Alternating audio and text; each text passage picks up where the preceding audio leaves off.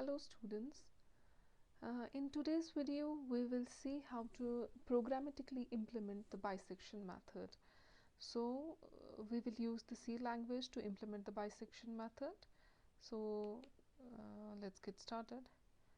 We are using the Turbo C++ compiler, but we will write this program in C language. Okay, so now we will open a new file, and then first we have to include the header files. So we are including the studio.h, and then we will include the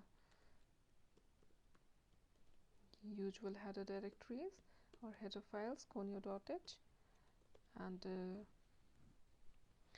then we will include math.h as well, because within the program we will use a mathematical function which is defined in the math.h. So now we will start the main program.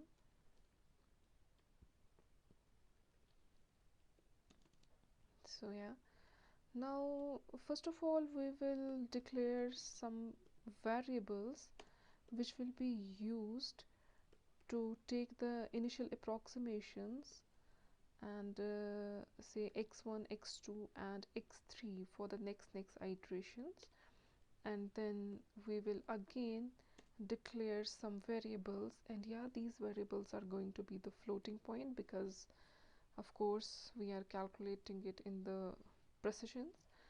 So now we will again declare some f1, f2. They used to, and we will assign the functions in it, and yes, one counter, like we will take I as in counter and we will declare it as a 0, and then first from the user we have to ask for the two initial approximations of the function. So we will just write the message, enter the value of x1 and x2. That will be the first two initial approximations, or we can say the intervals.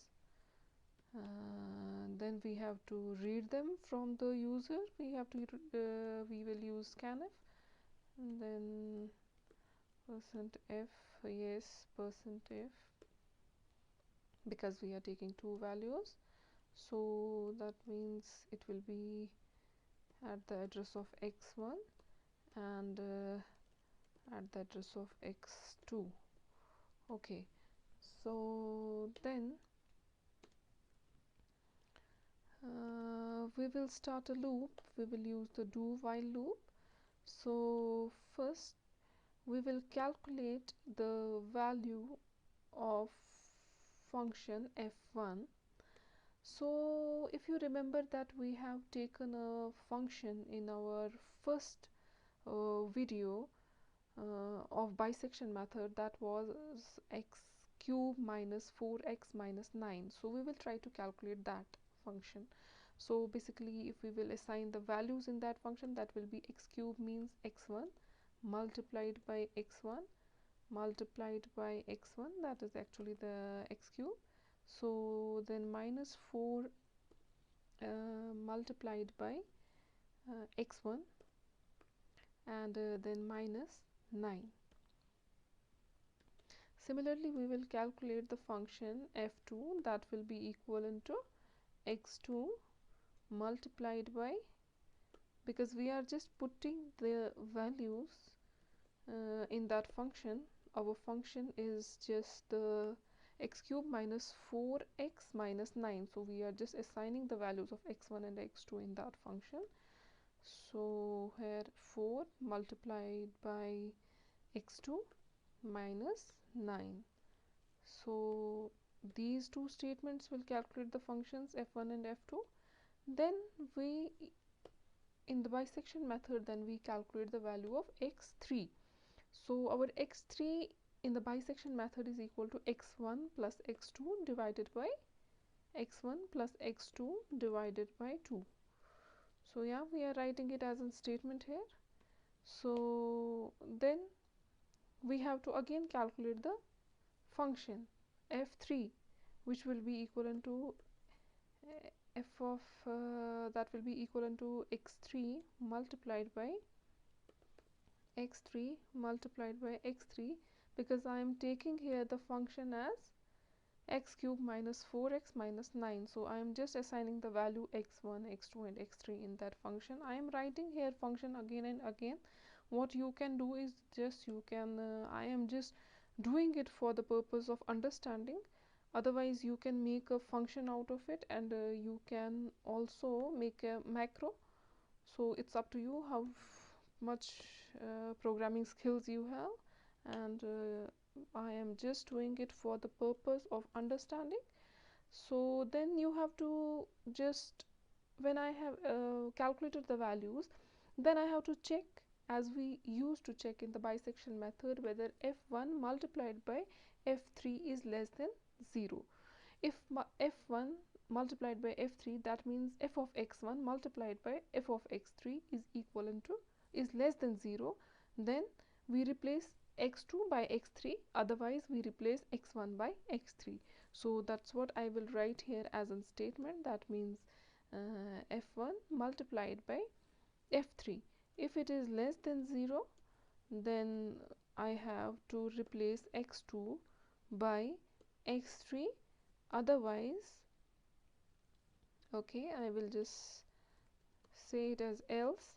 So otherwise I have to replace x1, by x3. Okay, and so that's it. So now I have to iterate. I have to just iterate through the loop. So I will just increment the I value here, but I will not close here the loop statement. I will not close here the loop. I will not exit the loop here, because I will, within the loop, I will just print 3 values. In every iteration I want to print those values. I want to just print on which iteration I am, and the root of a function at that iteration, and the value of the function. So at every iteration I will just do it like I will print those values. So I will write printf like iteration number is, or I will write iteration number is equal to %d, so comma I, and then again I will just write printf to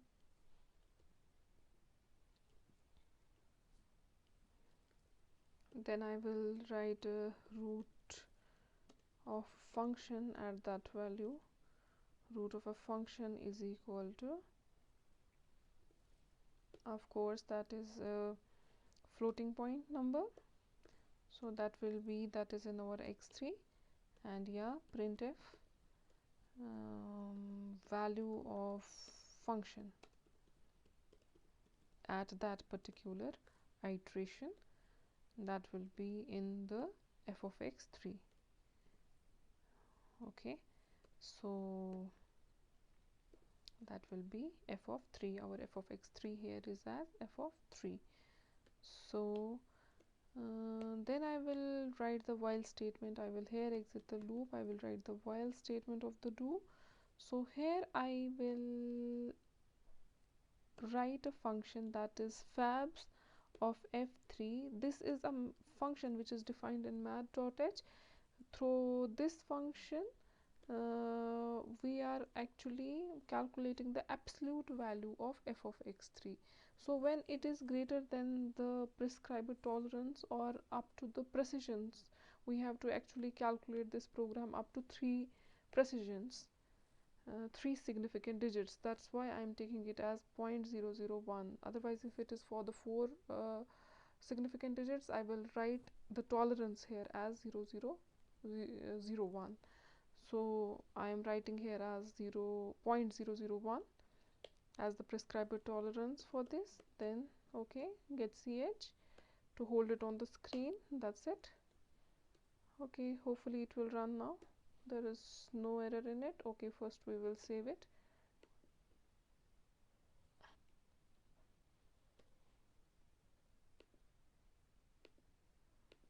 So okay, now I will run it. Yeah, now I have to give the values of x1 and x2. Let's take the value of x1 as 2.625 as it was given in that question. So the value of x2 as 2.75. Okay, so we are getting the root at iteration number 8, that is 2.706. If you will see that for iteration number 7 and 8, we are getting the values as 2.706 as 055, and at 8 we are getting 2.70655, but we are just trying to calculate it up to the 3 precision values because we have given their epsilon value as 0.001. So at iteration 7 it is coming as to 2.706, at iteration 8 it is coming as 2.706, so it will stop here and it will exit the loop, and the root of the equation will be 2.706. So thank you for watching today's video.